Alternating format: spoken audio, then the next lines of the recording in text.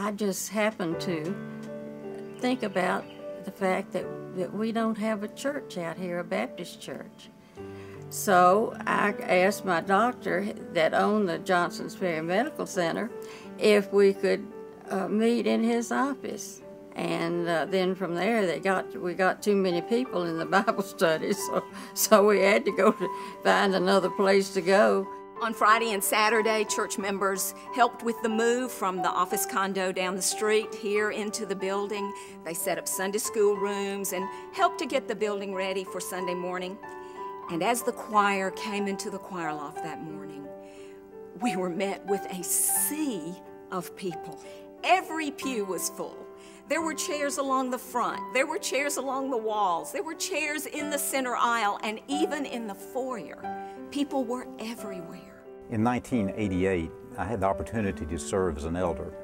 During an elders meeting that year, while the construction was going on here in the sanctuary, the elders stopped their meeting and took a tour of the construction site.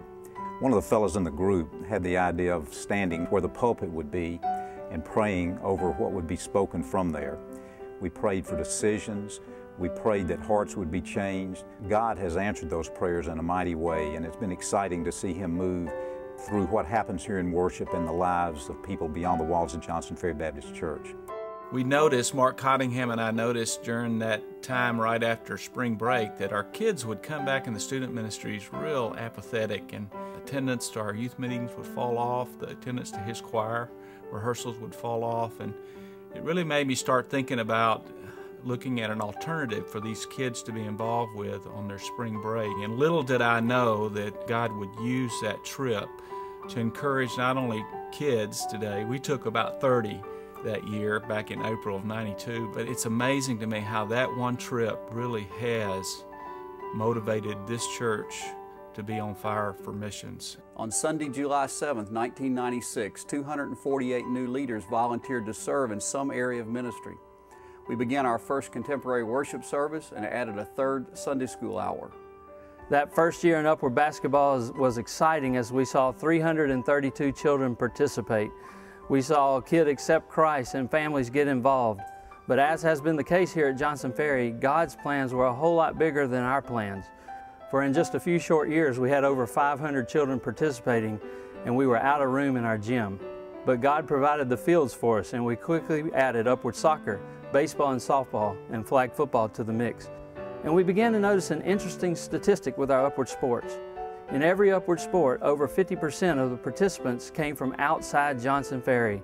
God was allowing us to use sports to reach our community for Christ. As God continued to bless us with numerical and spiritual growth, worship space became more and more limited. In August of 2003, we began a fourth worship service in the Activity Center to run concurrently with the existing 10 a.m. service, creating two distinct worship styles at the same hour. Throughout high school, I grew even deeper in my walk, so much so that by the time I graduated, I felt a strong calling on my life to enter full-time ministry. A few years later, I was able to enter divinity school with financial help from Johnson Ferry. It was pretty amazing to think that my home church supported God's plan in my life, even when I was in my mid-20s. I would have never imagined that I would one day serve on staff at Johnson Ferry. God has transformed me from a teenager who used to get bored in church into a man who leads worship services. And each Sunday as I stand on that stage, I pray that in some small way, God will use me to help begin a good work in someone else's life. God's plans were definitely bigger than ours. And we see how God has truly been greater than all of our plans. It will be so exciting to take the next step in this journey of faith. Everybody that asked me about this church and how it was started and why I did this, I don't have any answer for them except that it was what the Lord wanted out there, because believe me, I would not ever have thought of anything like this in my life.